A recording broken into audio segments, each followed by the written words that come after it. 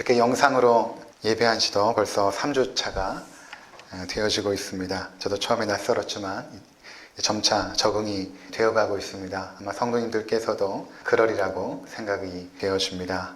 이렇게 국가적인 어려움이 있을 때 또 하나님께서 흩어져 예배하게 하시니 또 각 가정이 예배의 처소가 되기를 바라고, 또 원래 초대교회 때부터 가정에서부터 예배가 시작되어지지 않았습니까? 그러한 마음으로 예배의 장소만 옮겨졌을 뿐 우리의 마음은 온전히 하나님 앞에 드릴 수 있는 그런 시간이 되었으면 좋겠습니다. 우리가 읽은 이 본문으로부터 시작하여서 2장 끝까지는 처음 교회가 어떻게 시작되었는가에 대하여 언급이 되고 있습니다. 우리가 초심으로 돌아가자 이런 말이 있지 않습니까? 항상 처음은 순수합니다. 처음에 가졌던 마음들은 순수하죠. 또 열정도 대단하지 않습니까? 또 교회에는 초대교회로 돌아가자 이런 구호들이 있습니다. 그 초대교회 때에 순수했던 그 모습과 그 열정으로 돌아가자 그런 구호들이 있죠. 우리가 오늘 이 처음 교회가 어떻게 시작되었는가를 살펴보면서 우리 교회가 이 모습과 같이 본받았으면 좋겠다라는 부분을 두 가지로 우리가 살펴보고자 하는 것입니다. 오늘 우리가 나누게 되는 그 내용의 그 제목은 이것입니다. 초대교회의 두 가지 모습. 오늘 본문을 통해서 이 두 가지의 모습을 살펴보면서 우리 교회가 초대교회와 같은 그런 아름다운 모습이 있었으면 하는 바람인 것입니다. 첫 번째로 오늘 본문을 통해서 주목해 보고자 하는 것은 이 처음 교회가 시작될 때 교회가 차별이 없는 그런 교회였다라는 것을 우리가 보게 됩니다. 차별이 없는 평등한 공동체가 처음 교회가 시작될 때의 모습이었던 것입니다. 예수님께서는 제자들이 보는 가운데 하늘로 승천하여 올라가셨죠. 승천 이후에 제자들은 과연 무엇을 해야 했을까요? 주님의 분부에 따라서 약속하신 성령을 기다리면 되는 것이었습니다. 그들은 황홀한 그 장면, 예수님께서 하늘로 승천하시는 그 황홀한 광경을 목격하고 나서 아마 아무 말도 없었을 것입니다. 우리가 큰 감동과 어떤 장엄한 광경을 보면 말이 없어지지 않습니까? 아마도 그들은 아무 말도 없었을 것입니다. 그리고 나서 그들은 저마다 한 방향을 향하여 걷기 시작합니다. 거기가 어디냐면 예루살렘으로 들어갔습니다. 예루살렘으로 갔는데 오늘 성경 기자는 뭐라고 말하냐면 12절에 보니까 예루살렘으로 돌아오니 이 산은 예루살렘에서 가까워 안식일에 가기 알맞은 길이라. 언뜻 이해하면 그들이 안식일에 그 길을 걸어갔다라고 이해가 될지 모르지만 그런 말이 아니라 이날은 안식일은 아니었습니다. 정확히 따지면 목요일 정도로 추정이 되는데 안식일은 아니었습니다. 안식일에 가기에 알맞은 길이라는 것은 그 당시 유대인들이 안식일에 일하는 것을 금지했죠. 그래서 먼 곳으로 이동하는 것도 금지했습니다. 안식일법을 어긴다라고 여겼기 때문에. 그래서 안식일법을 어기지 않는 선에서 이동할 수 있는 그 적당한 거리가 1.5km 정도 그렇게 제한을 했던 것입니다. 이 감난산, 여기서부터 그들이 예루살렘으로 들어가서 유하게 된 그 다락방까지는 약 1.2km. 걸어서는 빠른 걸음이면 15분 정도 또는 20분 정도 걷게 되는 그런 가까운 길입니다. 그러니까 안식일에 가기 가까운 길이라는 것은 그만큼 가까운 길로 그들이 걸어갔다라는 뜻으로 여러분들이 이해하시면 되는 것입니다. 그 길을 걸어갑니다. 그들의 마음이 어떠했을까요? 그들은 주님이 죽으시는 것도 보았고 부활하신 것도 목격하였습니다. 그것만으로도 너무나 놀라운데 자신이 보는 눈앞에서 하늘로 승천하여 올라가신 것이죠. 그리고 주님께서는 내가 다시 오시겠다 약속하신 것입니다. 그들의 마음 가운데는 굉장히 비장한 마음이 있었을 것입니다. 그리고 그들은 이제 자신들이 해야 될 사명을 알았습니다. 무엇을 해야 되는가? 약속한 성령을 기다리면서 그 성령이 오시면 예루살렘과 온 유대와 땅끝까지 이르러 복음을 증거해야겠다라는 그 마음을 가지고 있었던 것입니다. 성경에 보니까 그들이 다락방에 모였는데 15절에 모인 무리가 120명 정도. 굉장히 큰 다락방 아닙니까?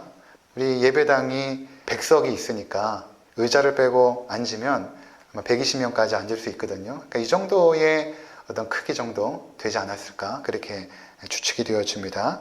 어떤 사람은 이 다락방이 최후의 만찬이 일어났던 그 다락방이다 라고 말하는 사람도 있고, 또 어떤 분들은 이 마가 요한의 어머니인 이 마리아의 집 그 다락방이다라고 추정하기도 합니다. 왜냐하면 사도행전 12장에 가면 헤롯이 그리스도인들을 핍박했을 때 그들이 바로 이 마가 요한의 어머니 마리아의 그 집 다락방에 모여서 기도했던 기록이 있기 때문에 아마 그곳이 아닌가 이렇게 추정을 합니다. 그러나 이것은 추정일 뿐 정확한 장소는 기자가 밝히고 있지 않습니다.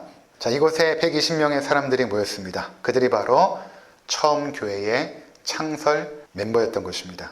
이곳에 과연 누가 모였는가? 이 성경 기자 누가는 정확하게 밝히고 있죠. 13절에 보니까 먼저 11명의 사도들의 명단이 등장합니다. 수제자인 베드로의 이름부터 시작하여서 이름이 쭉 등장하죠. 그리고 나서 14절에 보면 여자들과 예수의 어머니 마리아와 예수의 아우들이 있었다. 이렇게 기록하고 있지 않습니까? 여자들을 언급하고 있습니다. 사도들 이후에 11명의 제자들 또는 사도들 이후에 여자들을 언급하고 있는 것입니다. 이 여자들이 누구일까?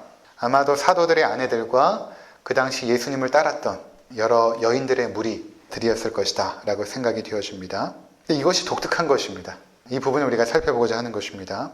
왜냐하면 당시에 문화 가운데 사람을 카운트하지 않습니까? 몇 명 모였는가 카운트할 때 여성을 카운트하진 않았습니다. 오병이어 사건이 일어났을 때 성경 기록을 보면 남자만 5,000명 이렇게 카운트를 하거든요.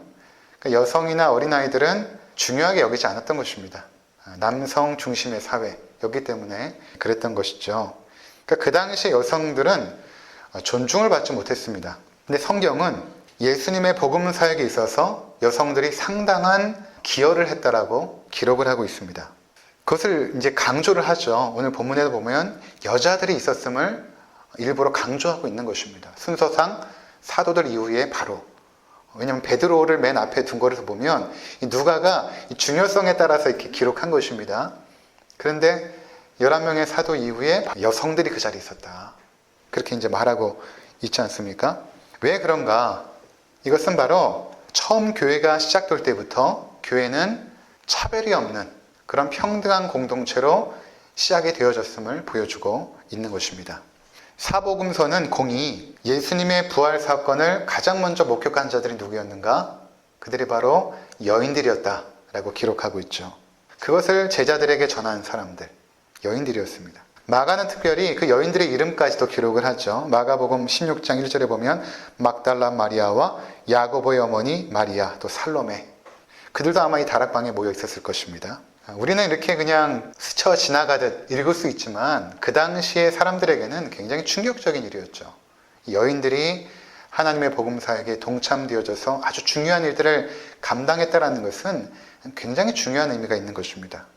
그 당시의 문화로서는 부활의 사실을 알리기 위해서 여성을 언급하는 것은 상당히 부적절한 일입니다. 왜냐하면 법정에서도 여성들을 증인으로 내세우지 않습니다. 그 여성들의 그 증거를 법정에서 채택하지 않을 정도로 그런 문화였거든요. 근데 지금 성경의 모든 저자들은 여인들이 부활의 첫 번째 목격자다라고 증인들로 강조하여 기록하고 있다는 것입니다. 그만큼 처음에 믿음의 공동체는 여성들의 중요성, 즉 차별이 없는, 남성과 여성이 공이 차별이 없는 그러한 교회로서 시작이 되어졌음을 언급하고 있는 것입니다. 제가 어릴 때 기억에도 이 남자와 여자를 차별하는 문화가 저희 집에도 있었습니다. 이제 식사를 할 때 상을 들여오지 않습니까? 그럼 상이 두 개가 들여옵니다. 한 상은 남자들이 먹는 상, 또 한 상은 여자들이 먹는 상. 남자들이 이쪽에서 따뜻한 밥을 먹고, 여자들은, 특별히 어머니들은 남은 찬밥을 먹고, 그렇지 않았습니까? 그게 불과 오래전 일이 아닙니다. 제가 어릴 때니까. 지금은 그렇지 않죠. 지금 그랬다가는 아마 큰일 날 것입니다. 여성의 인권이나 존엄성이 강조되고 있는 것은 우리나라도 이제 최근 들어서입니다. 그렇지 않습니까? 최근 들어서 여성에 대한 인권, 존엄성에 대한 강조가 대두되고 있죠. 근데 여러분 보십시오. 이미 2000년 전에 교회는 여성들의 존엄성을 강조하고 있습니다. 차별 문화가 사라진 것입니다. 이미 처음부터 그랬던 것입니다. 상전과 종이 함께 예배드리고 또 남자와 여자가 한 식탁에서 밥을 먹고 또 권력자와 평시민이 한 자리에서 예배를 드리고 또 예배 후에는 성찬에 함께 참여하고 식사도 같이 나눴던 것이죠. 어떻게 이것이 가능한가? 그것은 바로 하나님 나라는 차별이 없기 때문에 그런 것입니다. 하나님 나라는 차별이 없는 세상입니다. 여러분, 하나님 나라에 차별이 있다라고 생각하시면 안 됩니다. 우리가 지금 생각에는 천국 가면 하나님 앞에 충성하고 헌신했던 사람은 황금 면류관을 쓰고 황금집으로 된 집에서 살고, 또 그렇지 못한 사람들은 개털 모자 쓰고 초가집에 살고, 그런 차별적인 문화가 하나님 나라에 있지는 않습니다. 그런 것 상상하시면 안 되는 것입니다. 하나님 나라는 차별이 없습니다. 물론 구별은 있죠. 구별은 있지만 차별은 없는 것입니다. 교회는 하나님 나라의 모형입니다. 따라서 당연히 차별이 있을 수가 없습니다. 우리 모두는 하나님 앞에서 모두 존엄한 그분들의 자녀로 있는 것입니다. 교회는 성별이나 장애나 외모나 나이나 출신이나 국가나 인종이나 피부색으로 사람을 차별하지 않습니다. 성경은 차별하는 것을 죄로 보는 것입니다. 골로새서 3장 11절에 보면 거기에는 헬라인이나 유대인이나 할레파나 무할레파나 야만인이나 수구디아인이나 종이나 자유인이 차별이 있을 수 없나니 이렇게 말합니다. 그래도 차별이 없다. 하나님 나라는 차별이 없다. 또 야고보서 2장 1절과 4절 내 형제들아 영광의 주 곧 우리 주 예수 그리스도에 대한 믿음을 너희가 가졌으니 사람을 차별하여 대하지 말라. 만일 너희 회당에 금 가락지를 끼고 아름다운 옷을 입은 사람이 들어오고 또 남루한 옷을 입은 가난한 사람이 들어올 때에 너희가 아름다운 옷을 입은 자를 눈여겨보고 말하되 여기 좋은 자리에 앉으소서 하고 또 가난한 자에게 말하되 너는 거기 서 있든지 내 발등상 아래에 앉으라 하면 너희끼리 서로 차별하며 악한 생각으로 판단하는 자가 되는 것이 아니냐. 그러니까 교회 내에서 부한 자와 가난한 자를 차별하는 것은 악한 생각으로 판단하는 것이다. 너희가 그들을 부한 자와 가난한 자를 판단하는 것은 너희 마음 가운데 악한 생각이다 라고 성경이 우리 가운데 말씀하고 있는 것이죠. 여러분, 이 세상은 차별하는 세상이죠. 차별하는 문화입니다. 좋은 학위 또 높은 지위에 올라가려고 하는 그 목적이 무엇입니까? 이 차별하는 세상에서 좀 더 내가 좋은 위치를 차지하기 위해서 그런 것 아니겠습니까? 사람이 가장 분노할 때가 언제냐면 차별받을 때입니다. 여러분, 차별 한번 받아 보셨습니까? 굉장히 자존심이 상하고 또 분노하게 되죠. 왜냐하면 우리는 하나님의 형상으로 지음받아서 인격에 대한 존엄성을 가지고 있습니다. 자기 인격에 대한 존엄성이 누구에게나 있거든요. 그것을 누가 건드리면 인간은 분노하게 되어 있습니다. 그러니까 여러분, 상대방의 인격의 존엄성을 함부로 해하는 일을 해서는 안 됩니다. 그것처럼 사람을 분노하게 하는 것이 없죠. 차별을 받으면 내 인격의 존엄함이 침해를 당하기 때문에 굉장히 분노할 수밖에 없는 것입니다. 제가 학창시절에 참 우울했는데 초등학교 때부터 중학교 때까지 참 우울한 학창생활을 보냈습니다. 왜냐하면 차별 대우를 받았기 때문에. 누구의 어머니가 학교에 왔다 가면 그 다음날 그 아이를 대하는 선생님의 자세가 틀려지죠. 보니까 어머니가 그냥 옵니까? 예전에 다 흰 봉투에 돈을 얼마 넣어서 선생님에게 전달하지 않았습니까? 그러면 선생님이 아이들을 차별하기 시작합니다. 그걸 초등학교 1학년인데도 다 압니다. 아이들이 차별하는 것을 다 압니다. 저는 특별할 것이 없으니까 제 이름조차 선생님들이 알지 못하고 이름조차 불려지지 않는 그런 조용한 아이로 학교 생활을 하다 보니까 학교 생활이 기쁘지 않고 또 즐겁지도 않고, 그러다가 고등학교 올라가는데 미션 스쿨인 숭실고등학교에 들어간 것입니다. 숭실고등학교가 아침 저녁 예배드리고 부흥회도 있고, 거기 가니까 늘 날마다 찬양하고 선생님들이 학생들을 위해서 기도해 주시고, 그런 문화에 들어가니까 그제서야 참 학교 생활이 기쁘다 즐겁다라는 것을 깨달았습니다. 차별은 사람을 우울하게 하고 분노하게 만듭니다. 이러한 세상을 누가 만들었습니까? 죄인들이 만들었죠. 그러나 하나님 나라는 그렇지 않습니다. 하나님 나라는 차별이 없는 것입니다. 한 사람 한 사람을 가치 있게 여기고 존엄하게 여깁니다. 여러분, 그럴 때 하나님 나라의 참다운 백성이 되는 것입니다. 교회는 처음 시작될 때부터 차별이 없었습니다. 물론 야고보서에서 차별하지 말라라고 성경에서 강하게 지적하는 것을 보면 그 당시 초대교회도 어느 정도 차별하는 문화가 있었겠죠. 이 땅의 교회는 완전하지 않으니까 그랬을 것입니다. 그러나 이러한 말씀을 통해서 교회가 차별하는 것은 죄를 짓는 것이고 잘못된 것이다 라는 것을 성경은 우리 가운데 분명히 가르쳐 보여주고 있는 것입니다. 여러분, 저도 이 차별을 굉장히 싫어하거든요. 이 교회 내에 목사의 그 파킹장이 따로 있는 거, 이런 거 별로 좋아하지 않습니다. 식사할 때도 목회자들은 따로 이렇게 먹고, 전에 제가 한동안 백석대학교 천안에 있는 거기서 주일마다 예배를 드린 적이 있습니다. 근데 예배가 딱 끝나면 대부분 교수들이 이제 주일날 와서 예배를 드리지 않습니까? 그럼 교수들은 한쪽에 딱 가서 앉아있고, 성도들은 음식을 받아서 그 교수들에게 다 목사님들이니까 다 앉아있고, 성도들은 서서 식사를 받고, 목사들은 앉아서 식사를 받는. 그 좋은 건 아닙니다. 차별하는 문화인 것이죠. 그러면 안 되는 것이죠. 제가 뉴질랜드에 있을 때 한번 TV를 이렇게 보는데, 만화 영화예요. 아이들이 이렇게 나오고 큰 강아지가 등장하는데, 이 강아지 이름이 클리포드입니다.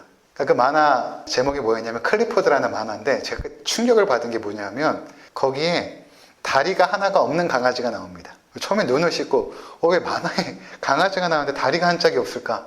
그리고 아이들이 막 모여서 이제 노는 장면들이 나오는데, 그 아이들 중에 한 아이는 장애아입니다. 휠체어를 타고 나옵니다. 그리고 어떤 아이는 흑인이고, 어떤 아이는 백인이고, 어떤 아이는 동양인이고. 그것이 이제 그 유아들이 보는 그런 만화였거든요.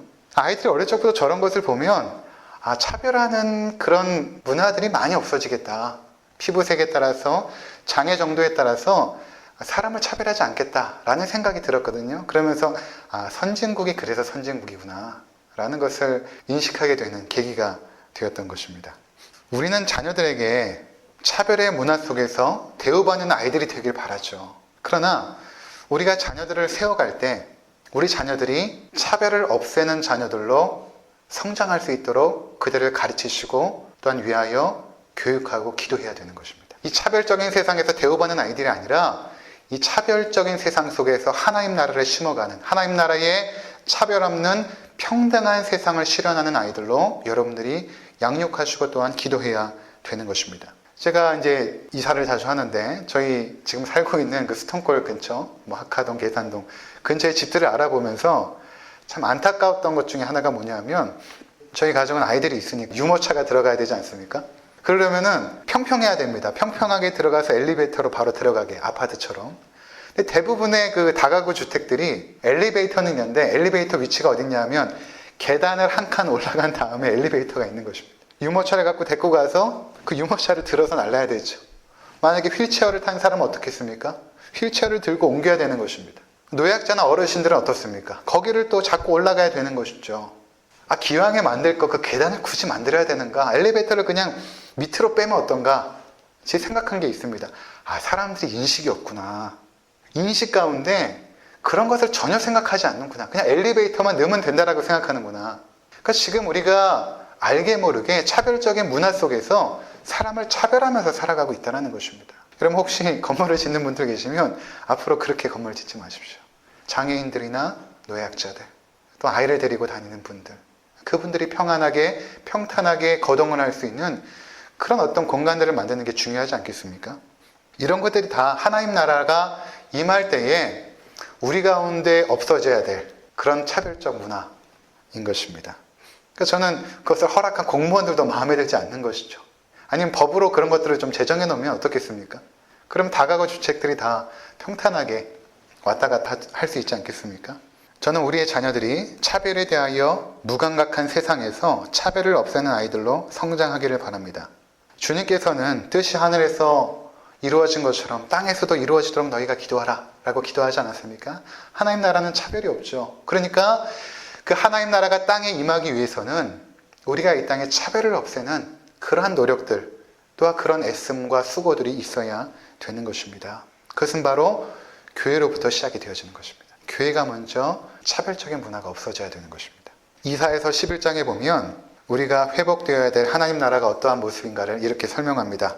이사야 11장 6절에서 7절 보면 그때에 이리가 어린 양과 함께 살며 표범이 어린 염소와 함께 누우며 송아지와 어린 사자와 살진 짐승이 함께 있어 어린아이에게 끌리며 암소와 곰이 함께 먹으며 그것들의 새끼가 함께 엎드리며 사자가 소처럼 풀을 먹을 것이며.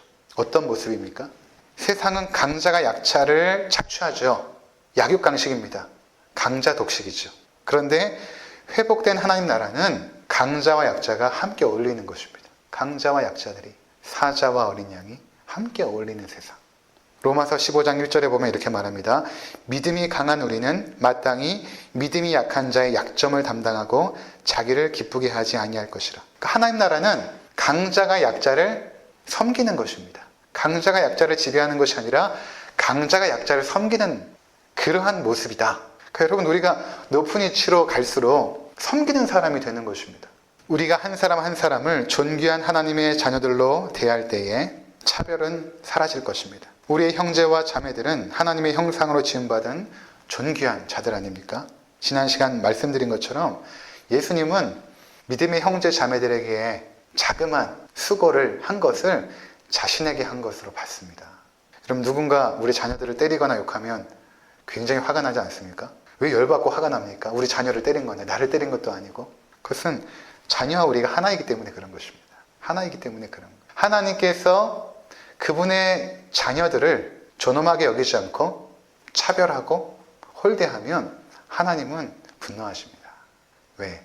주님과 우리가 하나이기 때문에. 반면에 그들을 존엄하게 여기고 그들을 아끼고 그들을 섬길 때에 주님은 굉장히 기뻐하시죠. 왜냐하면 주님과 우리가 하나이기 때문에. 우린 주님의 자녀 아닙니까?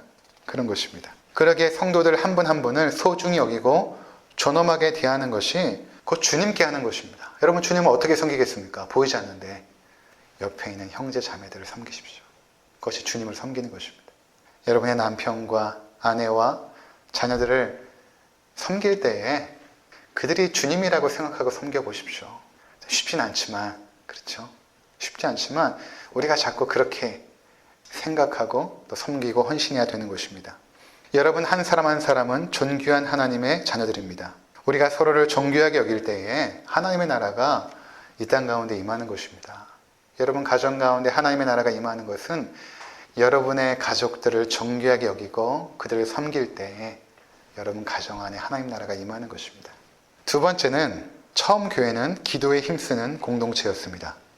14절을 한번 보면 더불어 마음을 같이하여 오로지 기도에 힘쓰더라 이렇게 말합니다. 그러니까 사도들과 제자들 그리고 120명의 성도들은 기도한 것입니다. 그러니까 그들이 무엇을 해야 될지 안 것입니다. 하나님의 사명을 위하여 복음 전파자로 나가기 전에 그들이 해야 될 첫 번째 일은 무엇인가? 바로 기도하는 것이었습니다. 마음을 모아서. 예수님께서요, 성령을 약속하지 않았습니까? 기다려라. 그럼 예수님께서 약속하셨으면 그냥 기다리면 성령님이 임할 것입니다. 그런데 성도들은 그렇게 하지 않았습니다. 예수님의 약속을 받고 그 약속이 이루어지기를 기도한 것이죠. 이것이 기도하는 사람들의 바른 자세인 것입니다. 하나님의 뜻을 알고 그 뜻이 이 땅에 이루어지기 위하여 기도하는 것입니다. 하나님의 뜻이라면 반드시 이루어지겠죠. 하나님께서 세우신 뜻이니까. 하나님의 계획이니까. 인간은 아무리 계획을 세우고 뜻한 바가 있어도 능력이 없고 또 상황과 환경에 따라서 계획이 바뀌기도 하지만 하나님은 그렇지 않습니다. 전지하시고 또 전능하시기 때문에 그분이 어떤 뜻을 세우면 반드시 이루어집니다. 그렇기 때문에 예수님께서 속히 오리라 라고 그분의 뜻을 세웠으면 가만히 있어도 오시는 것입니다. 성령께서 오시는 것이죠. 그러나 성도들은 그렇게 하지 않았습니다. 그 뜻이 이루어지도록, 뜻이 하늘에서 이루어진 것처럼 땅에서도 이루어지도록 기도했던 것입니다. 그러니까 성도들은 결코 수동적이지 않습니다. 능동적으로 기도하는 것입니다. 하나님의 뜻은 성도들의 기도를 통하여 역사하기 시작합니다. 그것은 하나님이 능력이 없으셔서가 아닙니다.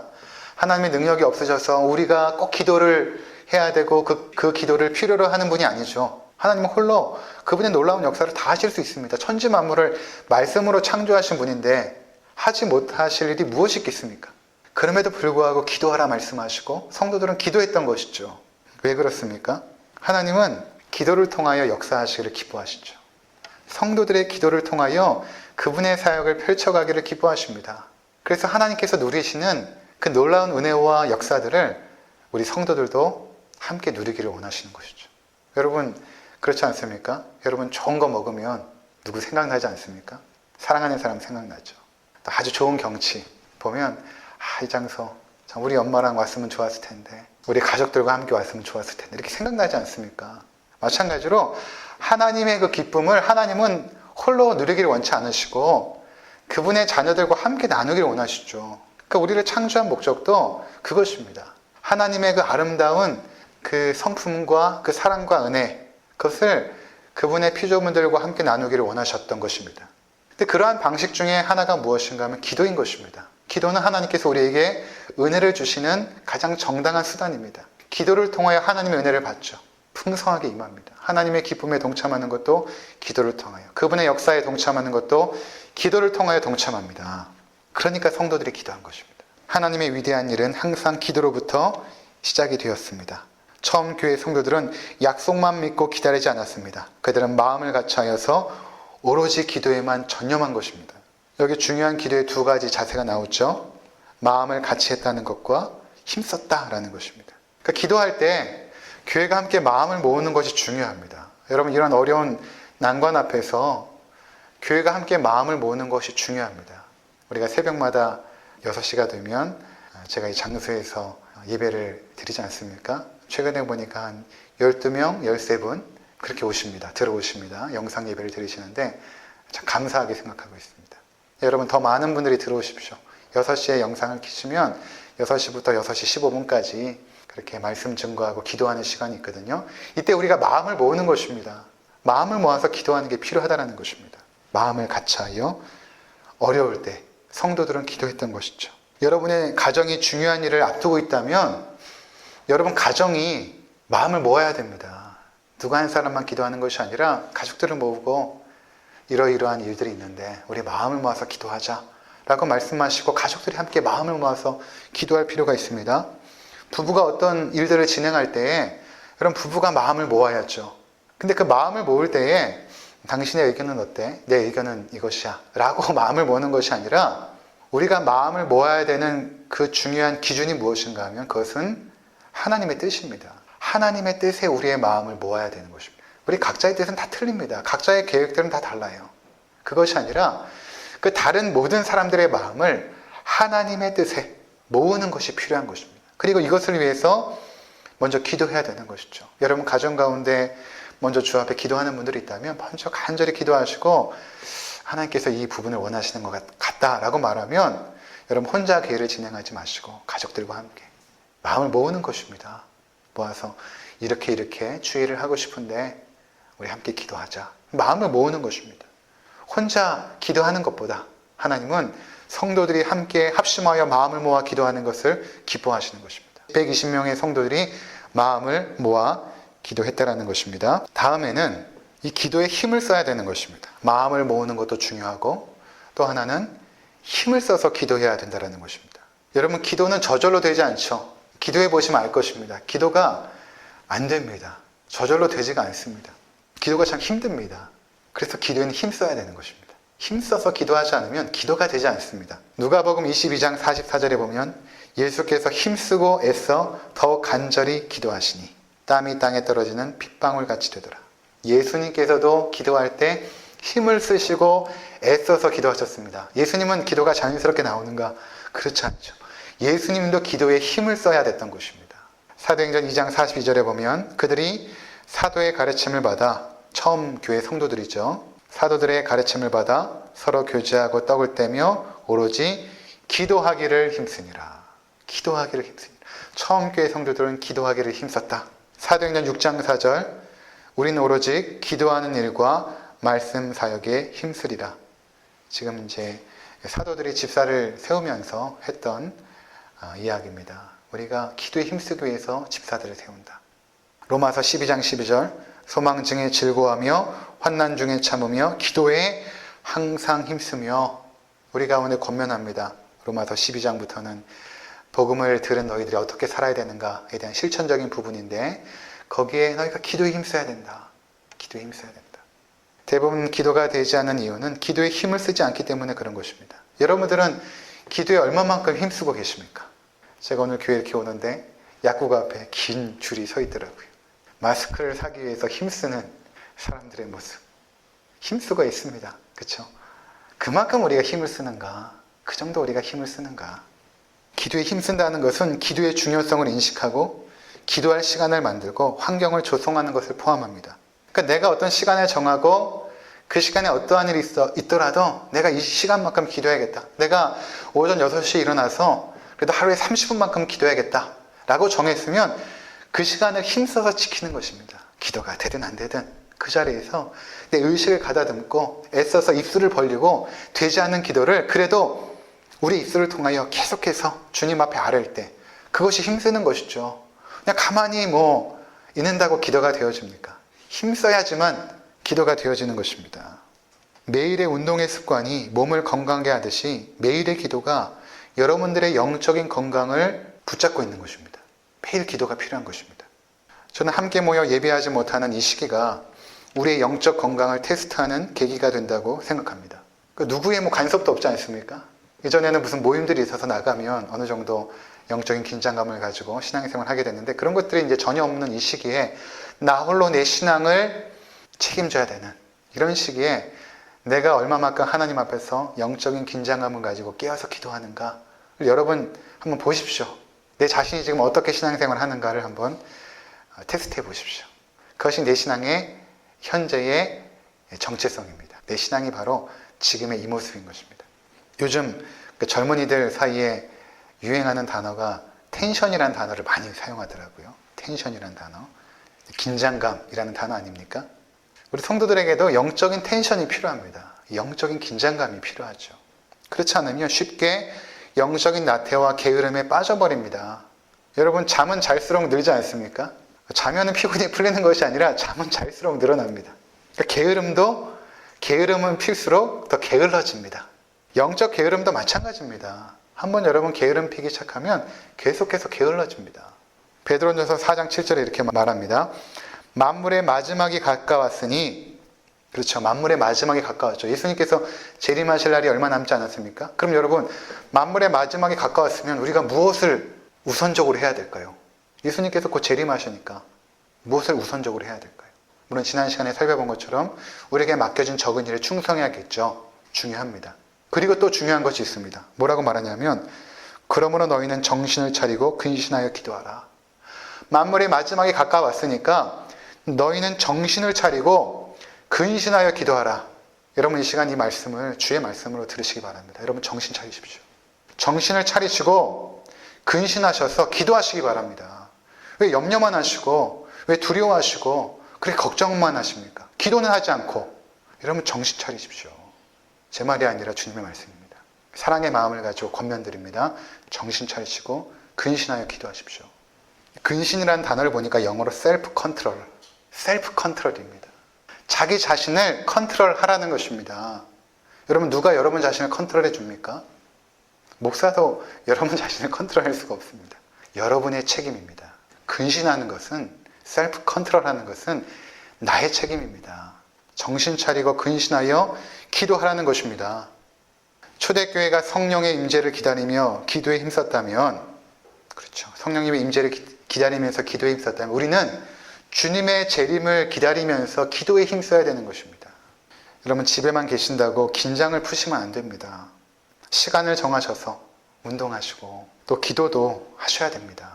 말씀 묵상도 하시고 경건서적도 인터넷으로 주문해서 읽으시기 바랍니다. 이럴 때일수록 정신을 똑바로 차려야 됩니다. 정신을 차리라고 말합니다. 그리고 셀프 컨트롤, 근신하시면서 기도에 힘쓰시는 그런 시간이 되어야 되는 것입니다. 이 시기가 끝나고 나서 우리 성도들이 다시 이 한자리에 모여서 예배드리게 될 때 그때 여러분들이 더욱더 영적으로 성장하셔서 우리가 다시금 만나 뵙기를 바랍니다. 각자 그 자리에서 여러분들이 처한 그 자리에서 정신 차리시고 근신하여 기도하시면서 주 앞에 이 시기를 보내시기를 바랍니다. 제가 오늘 아침에 샤워하면서 번뜩 떠올랐어요. 왜 만물의 마지막에 가까웠으니 다른 것을 말씀하지 않고 정신 차리고 근신하여 기도하라고 말씀하셨을까? 다른 중요한 것도 많았을 텐데 생각해 보니까 그럼 전도라는 것은 전도할 수 있는 사람들이 있죠. 전도할 수 없는 사람도 있습니다. 예를 들어 요양원에 누워 계신 분들은 전도하지 못하죠. 누워 계신 분들이 어떻게 전도합니까? 그런데 요양원에 누워 계신 어르신들도 기도는 할 수 있습니다. 그렇게 생각해 보니까 기도는 누구나 할 수 있는 거예요. 어떤 상황과 환경과 여건 속에서도 기도는 할 수 있지 않습니까? 하나님이 우리 가운데 충만히 계시니까 그 성령님 의지하여 기도할 수 있지 않습니까? 그러니까 여러분 이 시기에 더욱더 우리 교회가 마음을 모아야 됩니다. 마음을 모으시고 기도하시고 여러분 조언들을 위해서 기도하시고 또 우리 교회를 위해서 기도하시고 또 우리 나라와 민족을 위해서 기도하시기 바랍니다. 저는 이 시기 속에서 하나님께서 얼마만큼 교회를 사랑하시는가를 여러분 체험하지 않습니까? 하나님께서 교회를 참 사랑하십니다. 이 시간을 통해서 교회를 정결하게 하시는 그런 시간이 되고 또 교회를 핍박하고 흔들렸던 모든 세력에 대하여 하나님께서 무서운 심판의 칼을 휘두르시는 그 하나님의 진노의 물결이 거세게 지금 불어닥치는 이 시기를 여러분 보지 않습니까? 하나님께서 교회를 그렇게 사랑하십니다. 교회를 흔드는 자들을 용납치 않으시죠. 교회는 이 땅에서 비록 부족하고 연약하지만 하나님은 그 교회를 사랑하십니다. 교회가 누구입니까? 여러분입니다. 하나님은 여러분 한 사람을 그만큼 존귀하게 여기세요. 그 하나님 앞에 더욱더 뜨거운 마음을 가지고 기도로 나가시는 이 시기가 되시기를 주의 이름으로 부탁을 드립니다. 기도하겠습니다.